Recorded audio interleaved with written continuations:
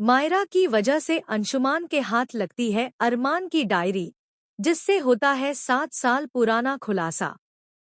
जी हाँ दोस्तों, सीरियल यह रिश्ता क्या कहलाता है में अब जो सामने आने वाला है वह है 7 साल पहले छुपा सबसे बड़ा राज। कहानी अब उस मोड़ पर पहुंच चुकी है जहां दिलों में छिपे जज्बात और सवालों में दबी सच्चाइयां बाहर आने लगी हैं। कहानी की शुरुआत होती है अंशुमान और अभीरा की उस इमोशनल जर्नी से, जहां अंशुमान अपनी पूरी कोशिश कर रहा है अभीरा की बेटी पुखी को ढूंढने की। वह एक बच्ची को लेकर भी आता है, उसे लगता है कि यही पुखी है। लेकिन जांच के बाद सच सामने आता है, वह बच्ची पुखी नहीं होती। इस गलतफहमी से अभीरा का दिल और टूट जाता है और अंशुमान की बेचैनी भी बढ़ जाती है।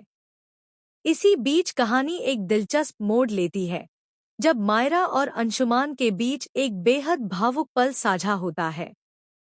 मायरा, जो अब तक अपने अंदर कई जज्बातों और सवालों को दबाए बैठी थी, अब अंशुमान से खुलकर बातें करने लगती है। बातचीत के दौरान मायरा एक पुरानी लेकिन बेहद अहम डायरी सामने लाती है। उसमें लिखी कुछ बातें अंशुमान को चौंका देती हैं। जैसे जैसे अंशुमान डायरी के पन्ने पढ़ता है, उसे पता चलता है कि मायरा ही पुखी है, वही बच्ची जिसे अरमान और अभीरा सालों पहले खो चुके थे। यह खुलासा अंशुमान को भीतर तक हिला देता है। उसके सामने अब एक बड़ा सवाल खड़ा हो जाता है, क्या वह यह सच्चाई तुरंत अभीरा को बता दे या फिर हालात संभलने का इंतजार करे?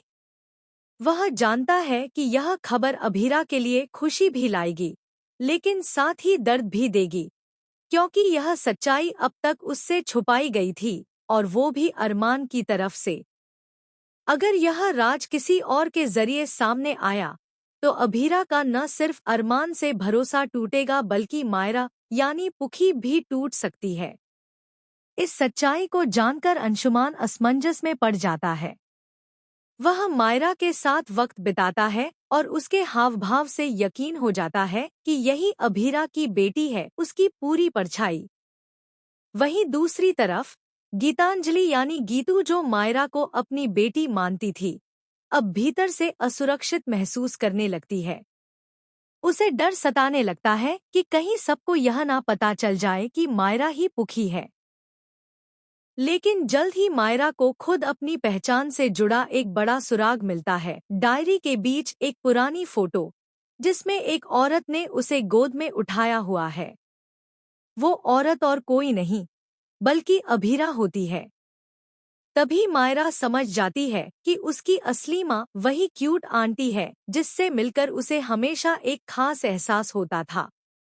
जैसे ही यह सच्चाई मायरा के सामने आती है, वह खुशी जाहिर करती है, लेकिन अगले ही पल वह अंदर से टूट जाती है, क्योंकि उसे पता चलता है कि गीतांजलि को पहले से सब कुछ पता था, फिर भी उसने यह बात कभी नहीं बताई।